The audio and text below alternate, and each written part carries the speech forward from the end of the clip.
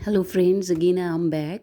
इससे पहले वाली वीडियो में हमने डिस्कस किया था अबाउट साइंटिफिक मेथड कि भाई साइंटिफिक मेथड है क्या और उसे किस तरीके से एक बेस्ट एग्जाम्पल के थ्रू समझ सकते हैं। ठीक है गाइज, मैंने आपको एक बात और बोली थी, तब भी कोई साइंटिफिक मेथड होता है उसमें कुछ हम हाइपोथेसिस देते हैं। हाइपोथेसिस का मतलब होता है मन की बातें जो आप अपने पास्ट एक्सपीरियंस के थ्रू किसी को बोल दें।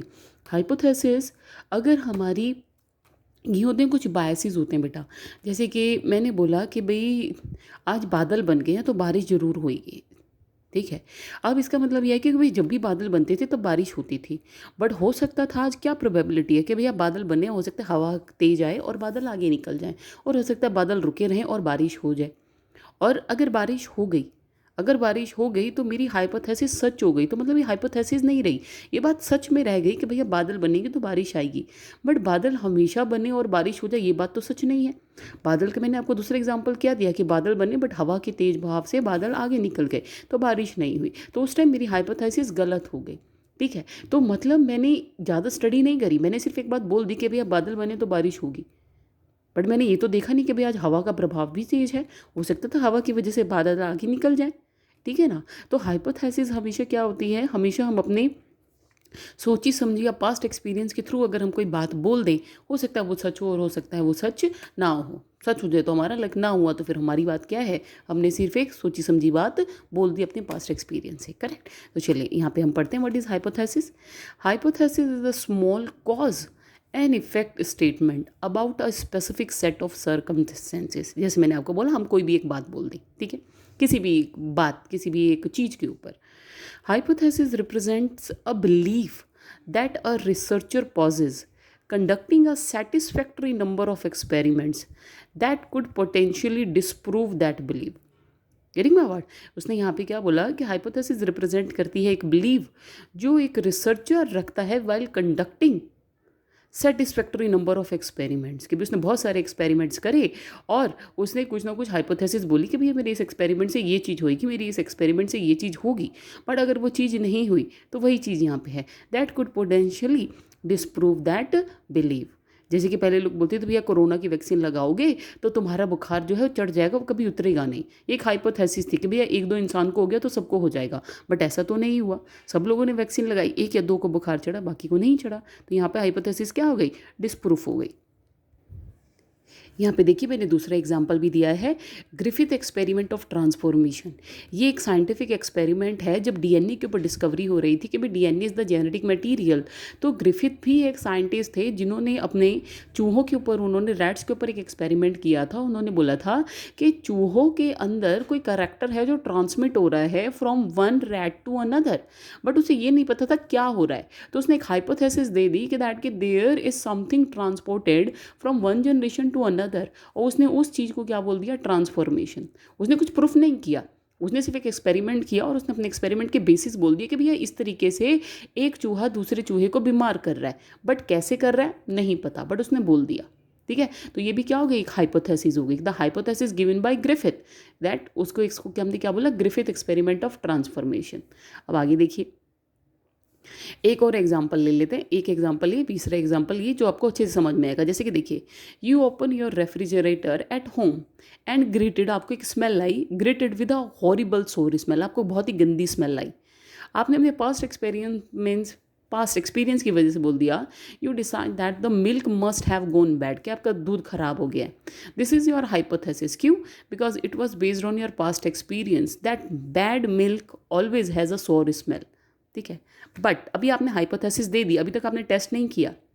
उसके बाद आपने क्या किया, you test your hypothesis by opening the container of milk and smell it. आपने देखा कि अभी मिल्क तो सोर हुआ ही नहीं, कोई और सब्जी कुछ और ख़राब हो गया था, इसलिए रेफ्रिजरेटर खुलते ही आपको गंदी स्मेल आ रही थी। You find that milk does not smell sour after all, so you must come up with another hypothesis, कि भाई हमेशा दूध फटे तभी खट्टी स्मेल नहीं आती, किसी और चीज़ के ख़राब होने से भी खट्टी स्मेल आती है। ठीक है, चलिए अब पढ़ते हैं what are the characteristic of scientific method, कि भाई क्या क्या करेक्टरिस्टिक होते हैं, क्यों साइंटिफिक मेथड फॉलो करे जाते हैं by the researcher, by the scientist. Guys देखिए, कोई भी चीज़ करे वो एक सिस्टमेटिक वे में होनी चाहिए, तभी तो क्या होगा, उसका रिजल्ट अच्छा आएगा। भाई चाय बनाने बैठ गई हूँ और पास में कुछ भी नहीं है, सिर्फ एक मैंने क्या लिया, एक कंटेनर ले लिया और पानी ले लिया और सोच रही हूँ चाय बना लूँगी, इज़ इट पॉसिबल? नहीं, पहले मेथड पढ़ना पड़ेगा, क्या क्या डलता है, वो कितनी क्वांटिटी में डलता है, वो सब कुछ याद रखना पड़ेगा। ठीक है, तो पहला करेक्टरिस्टिक यही है, it is a very systematic method offering convenient working, कि भाई सिस्टमैटिक वे में करोगे तभी आपको कन्वीनियंट वर्क मिलेगा।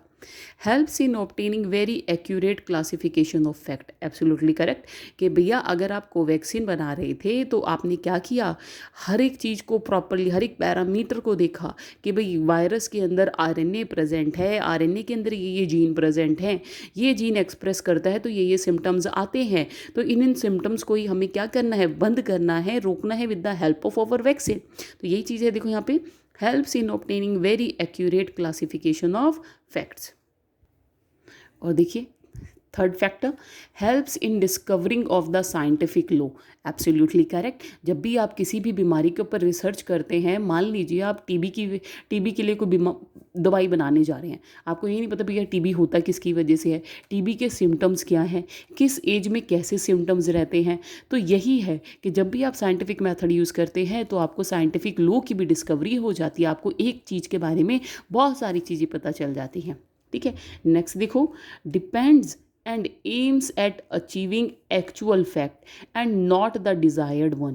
यहाँ पे इस बात का मतलब क्या है बेटा, आप मान लीजिए कि आप घर से बाहर निकले, आपने 5 पेंसिल ली, आपको पता था कि आपको ये कलर चाहिए, आपको एक पेंसिल रेड की चाहिए, एक ब्लू चाहिए, आपको डिफरेंट आपने कलर देख लिए, तो यहाँ पे आपने पेंसिल वही खरीदी जो आपकी डिज़ायर्ड की थी।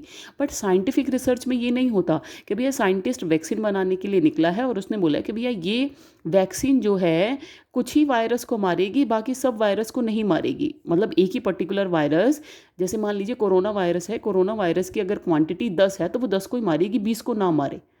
तो इससे क्या होगा, वैक्सीन क्या फुल प्रूफ होगी? नहीं।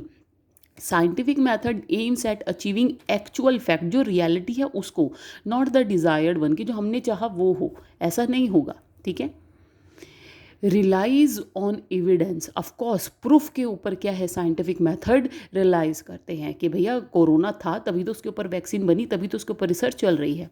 चलिए, results drawn from scientific method are capable of being observed and then measured, absolutely correct। जब सिस्टमेटिक वे में सब कुछ हो रहा है तो हम उसको ऑब्जर्व भी करेंगे और मेज़र भी करेंगे। और सबसे बड़ी बात, जब हमने सारे पैरामीटर्स फॉलो करे, इवेल्युएट किया, मेजर्ड किया, सारे पैरामीटर्स फॉलो करे हैं, तो scientific conclusions are very true in nature and working. Okay guys, this is all about scientific method and hypothesis.